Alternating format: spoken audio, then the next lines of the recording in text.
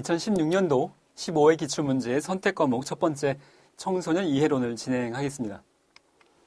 자, 26번 문제를 보시면 브론펜브레너 여전히 계속 반복해서 나오고 있는 학자인데요. 생태학적 체계 중에서 가정과 학교, 또래 집단 사이의 상호작용으로 이루어지는 체계는 어떤 것인가입니다.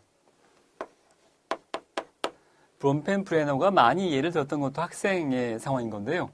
미시체계는 이 개인에게 직접적인 영향을 준 체계, 부모, 학교, 또래관계, 이렇게 개인에게 직접적인 영향을 미치는 체계를 미시체계,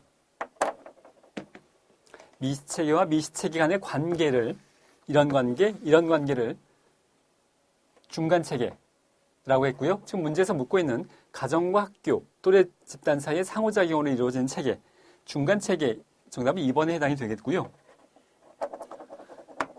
이 미시체계에 영향을 미치는, 이 개인에게 직접 영향을 미치지는 않지만 개인에게 영향을 미치는 미시체계, 이 미시체계에 영향을 주는 외부에 있는 체계, 부모의 직장,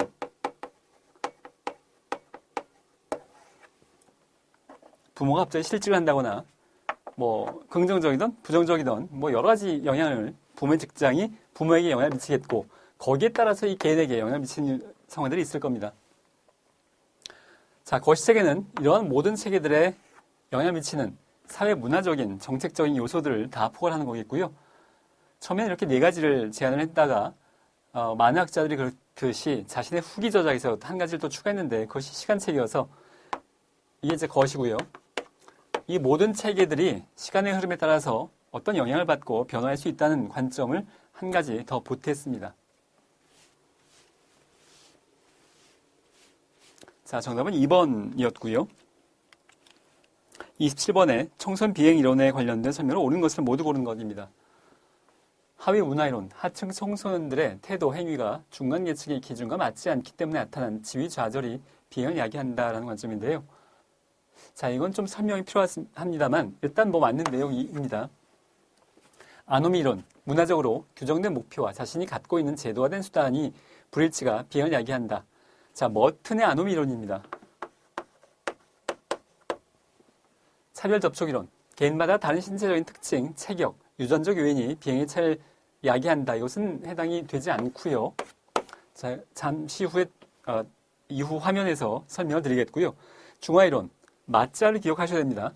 자신의 비행 행위를 정당화하는, 변명하는, 나쁜 건 알겠는데 나는 어쩔 수 없이 이렇게 하는 거야 라는 변명거리들을 제시하는 잠재적 가치가 비행을 야기한다고 보고 있습니다. 자, 이 아노미론과 중화이론의 경우에는 14회에서 각각 59번과 39번에서 제가 길게 설명을 드렸던 내용들이기 때문에 여기서는 또 드리진 않겠고요. 여기서 설명을 드려야 될 내용 중에 하나가 일단 첫 번째가 하위 문화의 개념입니다. 기본적으로 이 세 줄의 내용은 정확하게 표현하자면 코헨의 관점입니다. 비행 하위 문화 이론에도 대표적 학자가 2명이 있어서 이것은 코헨의 관점이고, 밀러의 관점은 이것과는 달라서 비행 청소년이 발생했을 때 그것은 비행 청소년에 속한 문화의, 전통적 문화의 영향을 받는다. 예를 들자면 흑인 슬럼가에서 마약을 주고 사고 파는 것은 전혀 나쁜 일이 아닌 그 지역사회, 그 마을의 전통, 속한 가정이나 지역사회에선 너무나 당연히 마약을 팔고 사는 것이기 때문에, 그 지역의 전통이기 때문에 청소년이 그 비행, 마약을 팔고 사고하는 비행을 저지르더라도 그걸 비행이라고 생각하지 않고 비행을 저지르게 된다는 겁니다.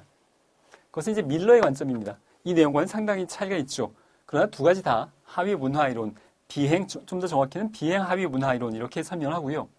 여러분이 또 한 가지 기억을 하셔야 될 게, 하위 문화라는 개념이 이렇게 비행의 관점에서만 있는 것이 아니라 일반적인 사회과학 전반에서의 비행과 관련되지 않고 그냥 하위 문화, 이렇게만 논하면 이것은 주류 문화에 대해서 상대적인 관점으로서 부분 문화를 의미하는 겁니다. 그렇기 때문에 예를 들자면 노인 문화, 그 사회의 주류 문화는 잘,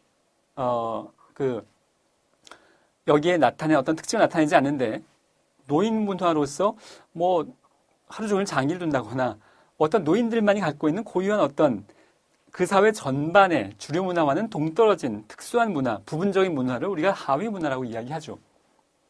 여기에는 뭐 노조 문화가 있을 수도 있겠고 어떤 지역 문화가 있을 수도 있겠고요. 그 지역만 독특하게 우리나라 전체 주류 문화와는 동떨어진 그 지역에서만 하는 어떤 문화적인 현상, 이런 것들을 다 우리가 하위 문화라고 표현을 합니다.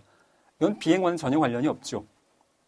자, 그래서 여러분이 하위 문화 이론을 학습을 하실 때 저게 코헨의 관점과 밀러의 관점이 다르고요. 물론 넓게 둘 다 비행 하위 문화 이론입니다. 그리고 일반적인 관점에서의 사회과학에서의 하위 문화 할 땐 비행과는 관련 없이 주류 문화와는 조금 동떨어진 부분적 문화를 우리가 하위 문화라고 표현을 해서 이 세 가지 초점을 구분하셔서 학습을 하시는 것이 필요합니다. 자, 이제 다음 화면에서 차별 접촉 이론을 보겠습니다.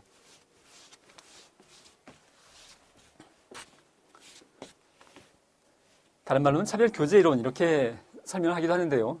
서덜랜드도 같이 기억하시기 바랍니다. 학자 이름으로서 일탈 행위가 차별적인 접촉에 의해서 발생된다고 주장을 했습니다. 일탈 행위가 학습되는 것으로서 이런 학습은 사람들 간의 의사소통과 상호작용 과정을 통해서 일어나며 주로 친밀한 집단 속에서 일어나는데, 자, 이 예를 기억하시면 됩니다. 친한 직장 동료로부터 장부를 위조하는 방법을 배운 직장인, 그래서 비행을 저지른다는 건데요. 자, 이렇게 장부를 위조하고 조작하는 방법을 누구나가 다 경험하지 않습니다. 지금 특별하게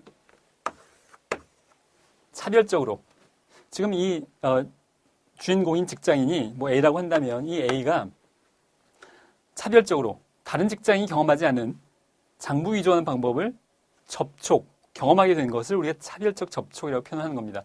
다른 사람이 경험하지 않은 어떤 특이한 상황을 경험함으로써 비행에 가담하게 된다. 일탈의 범주에 가담하게 된다는 관점입니다.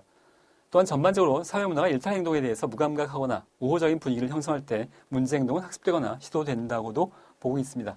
장부 위조하는 거 이거 별거 아니야. 우리가 다 하는 거 아닌가? 뭐 웬만하면 다 하는 거 아니야? 이렇게 사회문화 형성되어 있다면 여기에 쉽게 가담하게 된다는 겁니다.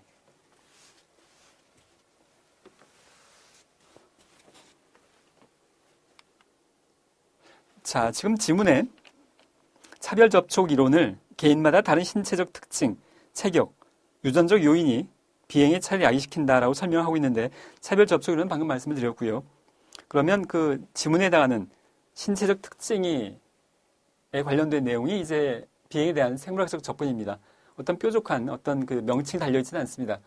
생물학적 접근은 일탈 행동의 원인을 생물학적 또는 유전적 요인으로 설명하는데, 이 학자는 기억을 하셔야 됩니다.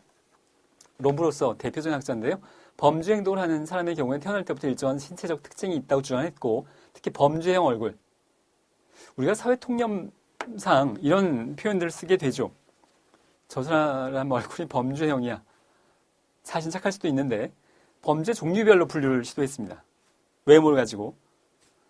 물론 이 이론은 지금 실제적으로는 받아들여지고 있지 않습니다만, 시험을 준비하는 입장에서는 물론 기억하셔야 됩니다. 롬브로스와 생물학적 접근의 기본적인 아이디어를 말하자면 이런 건데요. 롬브로소가 이탈리아에서 연구를 하면서 저작으로 남긴 얼굴들입니다. 범죄형 얼굴. 이건 뭐 사기, 이건 뭐 절도, 이렇게 분류를 시도했는데, 물론 이것이 유효하게 지금 받아들여지고 있지는 않습니다.